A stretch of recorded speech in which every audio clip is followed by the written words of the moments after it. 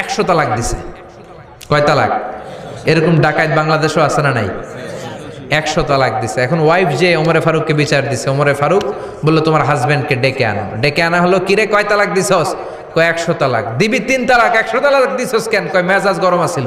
ওমরে ফারুক বলে ঠিক আছে, বিচার হলো 3 তালাকে তোর বউ তালাক, বাকি 97 তালাক এখন তোর পিঠে পড়বে। সুবহানাল্লাহ পড়েন। এরকম যদি মাইট দেওয়া যেত জায়গা মতো, সব তালাক বন্ধ হয়ে যেত। চিল্লায় বলেন ঠিক কি না? এজন্য আপনার বাবা যদি বলে ও বাবা তোর বউরে তালাক দে, তালাক দিবেন না, বুঝাবেন। বাবারেও বুঝান, বউরেও বুঝান, বরকত দিবে কে? সাইয়েদনা ইব্রাহিম বললেন ঘরের দরজার চৌকাঠ পাল্টে ফেলো। মনে আছে ঘটনা? না ভুলে গেছেন বোধহয়? তালাক দিয়ে দিলেন বিবিকে। নতুন সংসার শুরু হলো। আরেকটা বংশীয় নেককার মেয়েকে বিয়ে করলেন। 3 বছর পর সাইয়েদনা ইব্রাহিম আবার বেড়াতে আসলেন। আজকেও সাইয়েদনা ইসমাইল বাসায় নাই। সাইয়েদনা ইব্রাহিম সালাম দিলেন, আসসালামু আলাইক।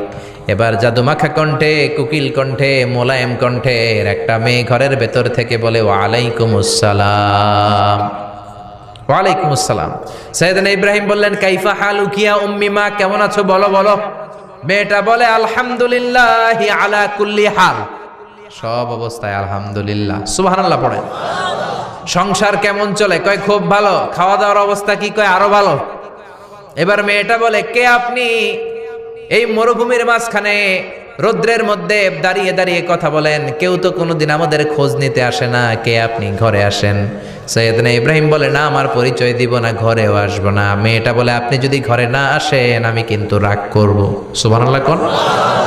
জোর করে ঘরে নিলেন, শরবত খাওয়ালেন, খেজুর খাওয়ালেন, রুটি খাওয়ালেন, মাংস খাওয়ালেন। সাইয়েদনা ইব্রাহিমও চোখের পানি ছেড়ে দোয়া করলেন, ও মিয়া এটাও মাইয়া আগেরটাও। আহা, বেশ কম আসরা নাই? সাইয়েদনা ইব্রাহিম মাথায় হাত বুলিয়ে দিয়ে দোয়া করলেন আর বললেন ইদা জা যাওজুক মিনাল গাবা, তোমার স্বামী যখন বন থেকে ফিরে আসবে ফাকরাই আলাইহিস সালাম, তোমার স্বামীর একটা সালাম দিবা।